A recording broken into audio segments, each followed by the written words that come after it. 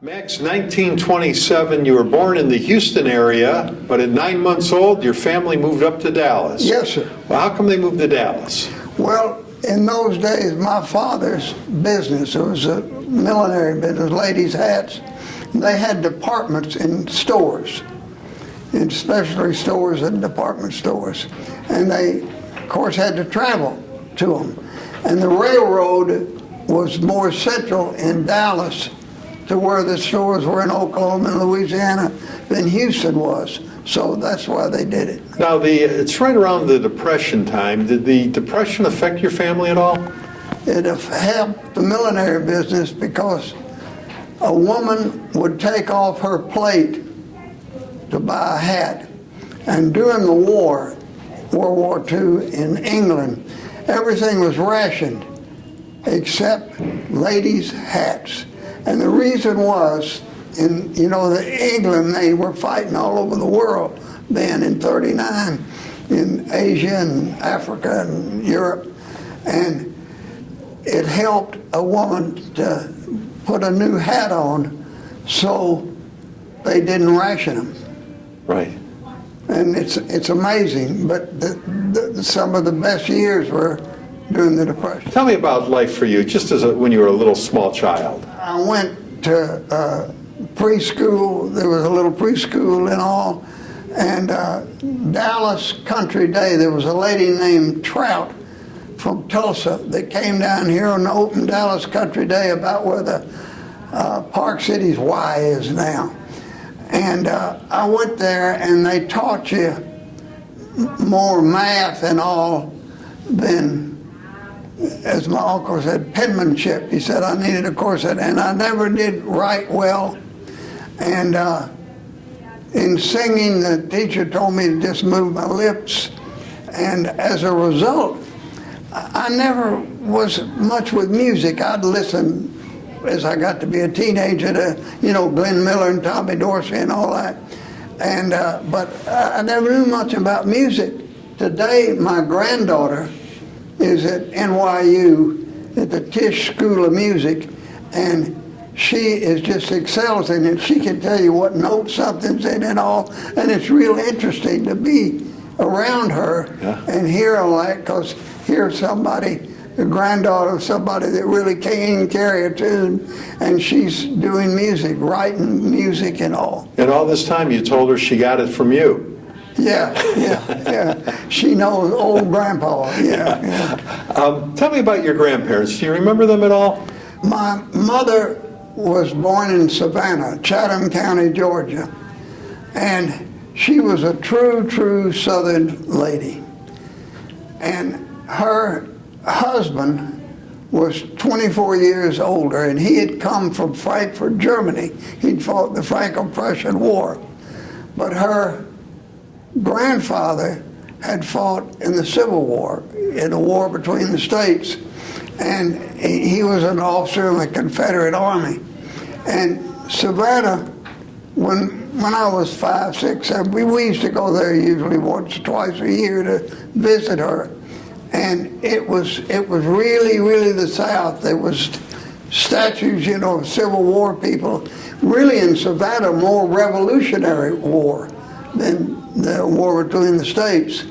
And of course I was always, didn't like Yankees and all that, until I got into the Army and I realized that how bad slavery was. When I got to the post in Germany, the colonel said, we've got some people down here that you're used to being with, you're gonna like it. Well, it was a whole ambulance company. I was in the medical corps. I was a medical service corps officer. President Truman had integrated the Army, but it wasn't integrated. It was still, they were segregated. They were in all this company. I had one white sergeant. But being from here, I knew and understood how they were. And I was able to make them non-commissioned officers. I finally got a black lieutenant in there for it, and it really did work. But there was one little bitty soldier that hadn't gotten a haircut. And I asked him one day, and he said, well, Lieutenant, we ain't been paid. Well, they hadn't been paid for a couple of times. They missed it, but they had been. That isn't what he meant. He meant we hadn't been paid for being slaves. And it hit me like a bomb. After that, I was able to lead them a little better, realizing what was in their minds. And this was during the Korean War time. Yes, sir. Did they get it that you understood their plight? Yes, and I'll tell you another interesting thing. The German girls would go out with them. They'd spend a lot of money on them and all. And one of them came to me and he said, you know, Lieutenant, I want to talk to you. And I said, fine. He wanted to get married to one of them. So we talked a while, and then I says, well, that town in Alabama that you're from, what are they going to think about it if you bring a white girl, even though she's a German, over there? And he just couldn't answer me for a while, and then he finally says, you know, Lieutenant, I think you're right. And didn't do it. By calmly talking to people, not saying, no, you can't do it. And that makes it much easier for them to understand and all. Do you have any issues with the German people themselves? We lived pretty good over there. We had a villa that had belonged to a Jewish doctor, but of course the Germans had taken it away from him, and then we took it away. And the colonel there then did not have any children. When I first got there on the 4th of July, they had a big party at the Officers Club, and I was the second lieutenant they'd seen in years. The colonel had a 15-year-old daughter, and they told me to take her to the party, but keep your hands behind your back, you know. Well, he liked me, and we got along real well and all, but they transferred him. And this new colonel only had a wife, so he didn't need that big villa. So we got it and lived there. It had it had a master bedroom, one for the wife at the head of the stairs and one for the husband.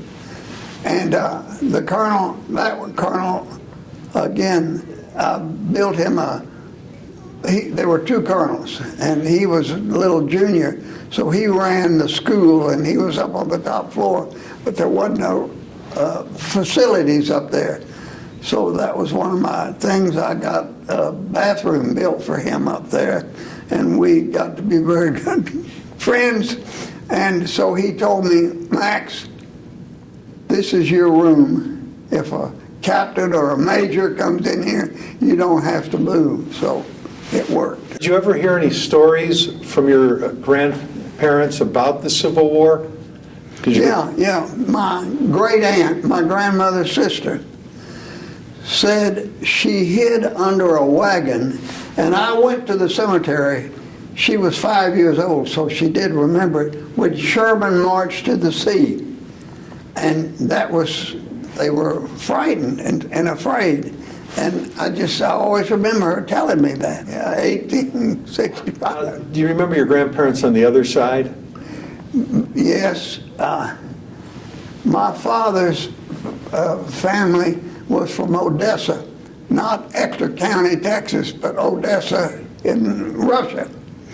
And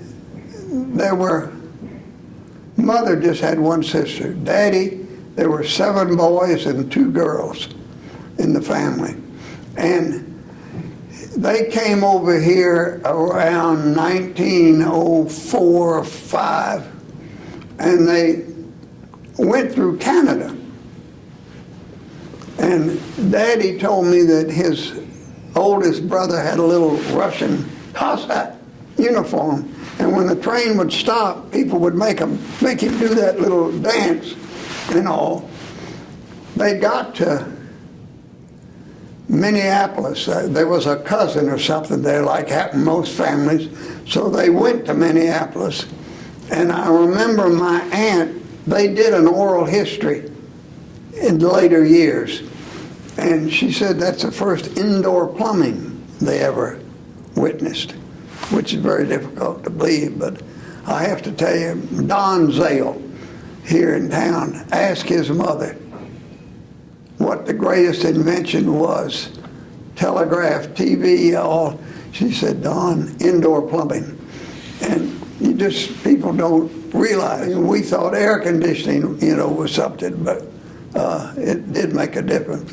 Where did you meet your first wife, Janice? She was from Shreveport, Caddo Parish, Louisiana. She had an aunt and an uncle over here, and she used to come visit. And I guess she was about 15. I'd see her out at the club swimming and all that. And then there was a fraternity called Pi Tau Pi, which was not a school fraternity. It was more of a social fraternity. And my father had been in it, and we had a big, vibrant chapter here. And they would have a conclave every year in another city. It was all over the country.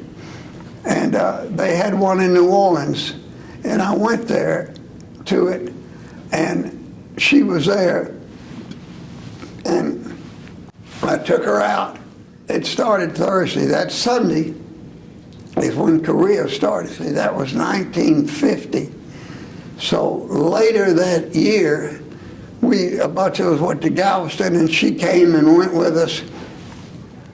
And when I got home, Mama showed me a letter from the President of the United States, greetings. So I got drafted. I said, Mama, why didn't you call me, so you could, well, I didn't want to disturb you, So I got drafted and went in, and I went through basic training, and I had asked to get off to go to a friend of mine and go on to VMI's wedding.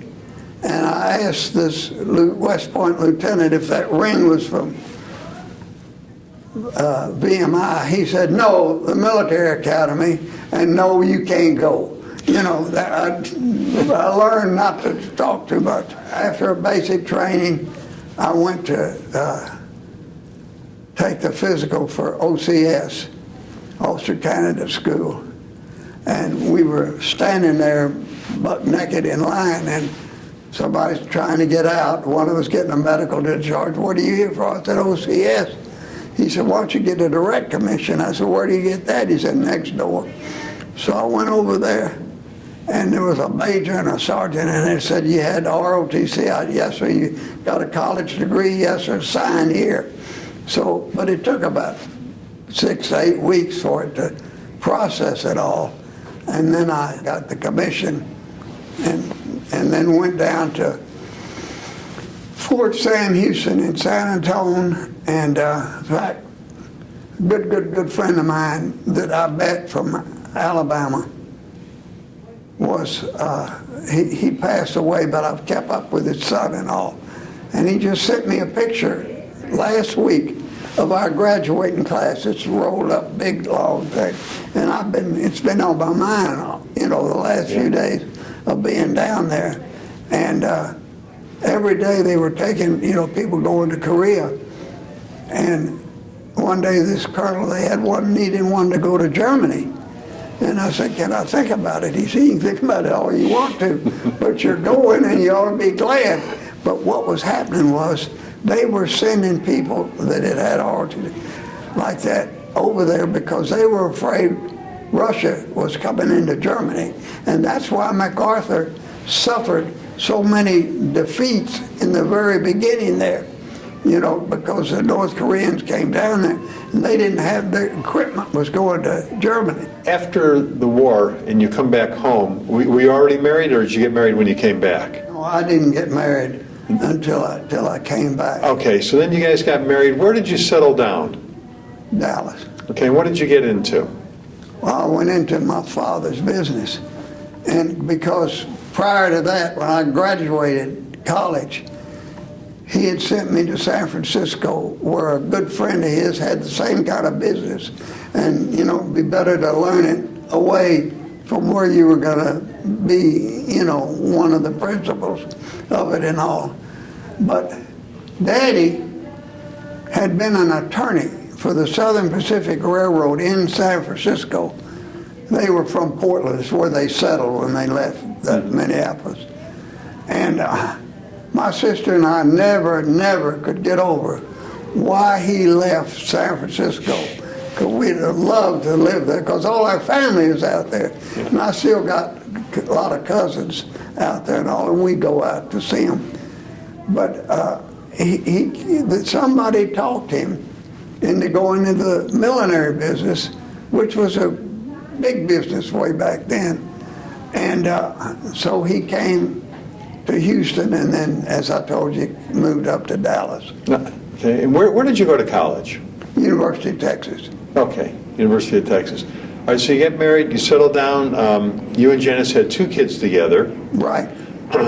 The marriage ended, and then when did you meet Marilyn? Well, I knew Marilyn just from being around here and all. I always like to say that I met her in his house, in the Lord's house, because we were at this wedding. I took my sister. She was always late, so we got there and we were looking for a place to sit, and we went in there, and I was sitting there, and I asked my sister, Marion, who that was. She said, well, that's Marilyn Romick. And then I remembered, I just didn't recognize her. So after the ceremony was over at the club, at the reception, I went up to her, and she had these 2 drinks in her hand, said, you want to talk to me, come over to the table. She was really happy to see me. And then I said, there was a party in a couple of days, and I said, do you know Rita and Bill Morgan? She says, I was in their wedding, which had happened while I was in the Army. And there I wasn't making much headway, but I asked her if she'd like to go to it, and she said, why don't you call me tomorrow, you know. So that was 3 strikes right then. But we went, and we just started going out after that, and just really hit it off, so it was good. When did you get your first car? While I was in college, it was a Chevrolet. We were home, and one of the guys from school that was staying at the house, and he told me, he says, Mr. Tonkon, it sure would be nice if Max had a green Chevrolet down there at school. And so he let me take it back down there. Oh, so that was your family car you took back? Mm-hmm. But they'd had 2 cars. What was the happiest time in your life? I've really been blessed. I've had a really wonderful life, good family. My 2 boys, I think that was very, very exciting when I had that, and a granddaughter. And then to meet Marilyn after the first marriage didn't work. And there was a man, a good friend of my dad's, and they were at a meeting one time, and he called Daddy in a hotel and asked his Irma, my mother, dressed, because he wanted to come down. And Daddy said, well, I'll come up. He said, no. He wanted to come down and tell him that his daughter was getting divorced. And he told Daddy, the right people don't get divorced. And I believed that for many, many years, you know, but it's not true. Sometimes if things aren't working out, you need to change. What was it that you used to do when you were little that you never wanted your folks to know you were doing? Well, I'll tell you one that really happened. My father's office was on the 7th floor of Sager Brothers. That was the headquarters for the millinery company. Mr. E.P. Simmons, who was owned Sagers, gave it to him rent-free because during the Depression, they'd owed him money for years and didn't do it. And I guess I was like 6 or 7 years old. And we came down to pick up Daddy, and I went in the store, and he's signing his mail. And he says, why don't you go, it was around Christmas, he said, why don't you go up to Toyland? You like to see the electric trains and all. So I said, okay. So I go up there, it's 1 floor. The door opens, and there's Santa Claus taking off his coat. And he says, hello, Max. I still can't speak. It startled me so much. And he says, what do you want for Christmas? Well, I'm trying to list all these things. And he said, well, if you do to your sister what you did this morning, you're going to get a stocking full of switches. Well, I went back down. I didn't tell Daddy. He didn't say anything because he had called him. You know, Max is coming up. He'd set it up. And till I had my first son and Christmas came with him, then I told Daddy, and he nearly died laughing because he'd remember. So I guess that was it, you know. Did World War II affect your family at all? Two of my uncles were in the service and some cousins, but my father was too old. Yeah. Most of the brothers were. And it really didn't affect us. Do you have an involvement with the Jewish community? At Temple Emanu-El, there were very, very few people ever got bar mitzvah back then. That would be 1940 when I was bar mitzvah, which coincidentally was the second anniversary of Kristallnacht. And at the time I didn't understand it. I didn't really know about it, but I do now. And he sent me to the Hebrew school. We lived in Holland Park. And he sent me to South Dallas and to learn Hebrew and do that. And Dr. David Lefkowitz was our rabbi. And that summer, because my bar mitzvah was in November, I'd go to his house every afternoon to study, which was a big, big, big thing in my life. And he used to call me Maxie. And Marilyn's granddaughter calls me Maxie. I thought I couldn't get over that many, many years later. But I was very close with Dr. Lefkowitz. And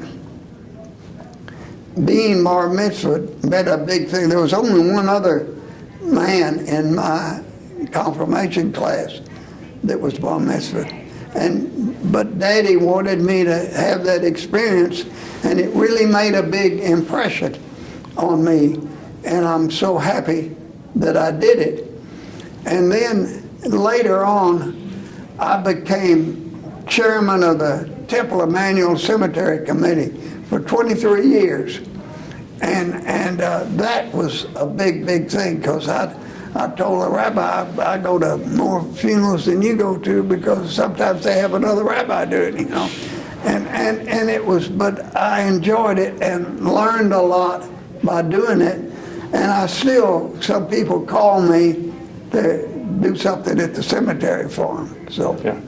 Now, in your lifetime, you've lived through so many momentous occasions. Of course, you were in the Korean War time, President Kennedy assassination, the moon landing for the first time in '69, something good, obviously, and of course the tragedy of 9/11. Was there something on the national scene that happened that came along that really affected you? You knew exactly where you were when it happened and you remember it? Each one of those things, I'll tell you, with the Kennedy assassination, my youngest little boy was 3, and his mother took him out to Love Field to see the plane come in. And when the president got in the motorcade and it came by, when it passed them, she noticed his eyes fixed on a priest. And where was the priest when was he standing in the crowd? Yeah, he was just standing on Cedar Springs, waiting for them to come by. We found out that priest was one of the 3 that went to Parkland Hospital and administered the last rites. Well, you know, the president may have been dead, and they're not supposed to do it if they're already gone, but they didn't know at the time. And I've got my Cub Scout den. In fact, we still, 1936, there's still 3 of the 10 alive, which is pretty good. And one of them was a staunch Catholic, and he's a Knight of Malta, which is one of the high things. And I talked with him, and he gave me some connections with there, and I found out all about that, how the priest went over there and everything. And that was kind of big because my office, a block away, we were on McKinney, it was on Cedar Springs, and it was supposed to rain, you know, they were going to put the top on the car. So I went over there to watch the parade come down, and I got to see the president and all. And Mrs. Kennedy had on a pink hat. I got back to my office after we knew he was gone, and I came back. And back in the back, we had that hat. And I took that hat and I put it on the credenza behind my desk, and I kept it there for years. It was just something. Now, you and Janice had 2 kids together. Marilyn, when you got married, she had 3 of her own, so you had a family of 5 children. You have a total of 6 grandkids, 5 on Marilyn's biological side, 1 on biological your side. You have a great-grandbaby on the way. What advice does great-granddad have for the next generation? That family, we're very, very close. One of Marilyn's, well, her son, was in the Navy, and his ship came to San Diego, and my oldest son lived there at that time. And he called him, and he spent the night with him. The next week, the ship came back. Eddie was gone, but he still came and spent the night. So our families are, we get along, you know, which is wonderful, because that doesn't happen a lot of times. But we do, we get along, and it's our grandchildren, you know, that's what we say. It is hers or mine, but it's not, it's both. Marilyn told me, she forgot to tell you something. When her grandmother was coming over here, her grandfather was already here with one of the sons in the business. And he had a horse and buggy, and they were at a railroad crossing, and the horse got startled and went there, and he was killed. And her grandmother did not know that till she got over here. And that was one of the hardships she faced, coming here and not speaking much English and all, to survive. But she did, because a couple of the sons were old enough to get them through that work. Well, you did a great job today. Yeah. Thanks for doing this. Sure, thank you.